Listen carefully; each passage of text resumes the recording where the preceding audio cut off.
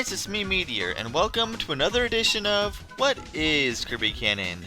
Today, we're talking about Dark Matter. Dark Matter is easily the most mysterious Kirby villain, and while its origin was touched on in Star Allies by means of Void Termina, it's still not completely confirmed. We're not going into too much detail there, being as that's covered in a separate video. However, the basic gist is that Dark Matter may be the result of Void being influenced by negative emotion, thus spawning a species completely devoid of happiness. We can find evidence of this in the Japanese Dreamland 2 Player's Guide, which states Dark Matter grew jealous of Dreamland's lifestyle and suffered from loneliness. In fact, its negative emotions are so great they can corrupt others with its influence alone. Knowing how old Void Termina is, it would be impossible to know how far its influence has spread or just how many were affected. Because of this, theories saying that every villain is corrupted by Dark Matter don't seem quite as crazy anymore, especially if Void is the origin of all chaotic possibilities. It would certainly explain why all the soul bosses have such similar attacks. Beyond just indirectly corrupting others, Dark Matter has the power to completely possess others into doing their will, be it for deception or straight up power. Power that far exceeds its victims' capabilities. Of course, when Dark Matter made its first appearance in Dreamland 2, there was only one. Perhaps one of great power, being as it single-handedly created dark clouds, but nothing like what we would see in future games. In Dreamland 3, we see the leader of the group, who not only controls them, but creates them. This one is Zero. As you can see in the intro, once Zero unleashed its Dark Matter over Popstar, it spread quickly. This of course makes sense, as it has almost no weakness, and takes control of its host instantly without so much as a fight. Dark Matter is not ignorant to the weaknesses it does have, however. Before attacking Ripple Star, it tracked down the one weakness it did have, the Crystal Shard, and destroyed it. People give Kirby a lot of flack for being way too eager to help people, considering how doing so almost put Popstar in danger twice. However, imagine if Kirby decided not to help Ribbon, and told her to find the shards herself because he's fallen for that trap before.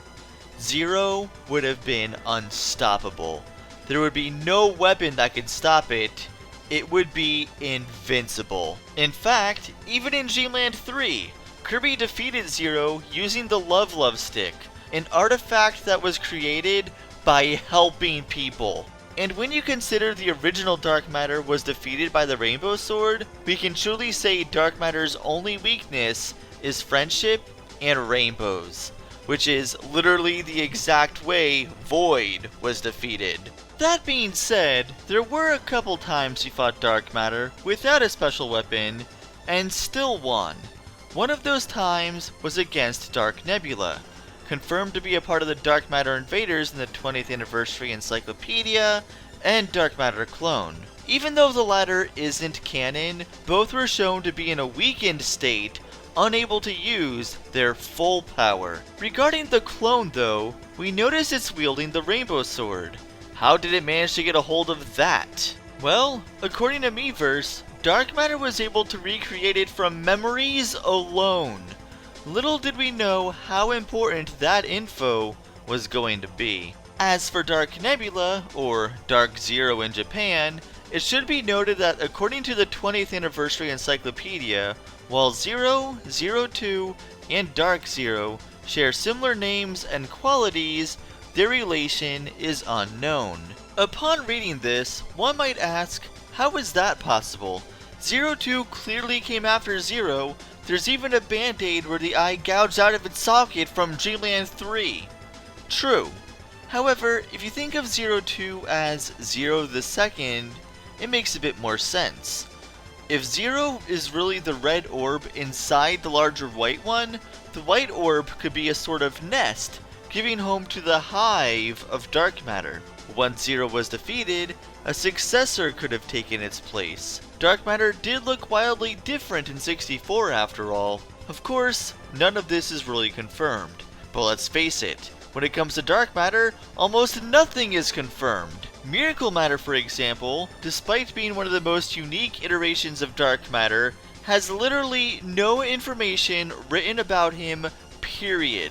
He's an icosahedron and uses all the abilities from Kirby 64. What you see is what you get. Then there's Gooey, Kirby's friend who, according to the Dreamland 3 instruction booklet, is made from the same stuff as dark matter. If the theory is true, that negative void leads to dark matter, and positive void leads to someone like Kirby, Gooey would seem to contradict that, if we were to simply view things as black and white. Despite the fact dark matter is completely void of happiness, there's nothing to indicate that it couldn't be happy. In fact, if we look back to Void's description, it indicates that even Void was starting to rethink its ways from Kirby's influence. A lesser form of dark matter like Gooey would see the light far easier. Though, to be fair, according to his Dream Friend description, not even Gooey knows who he is at this point anymore. He's still happy to help though. Keep being you, Gooey. Keep being you. And with that, we've talked about everything we needed to about dark matter.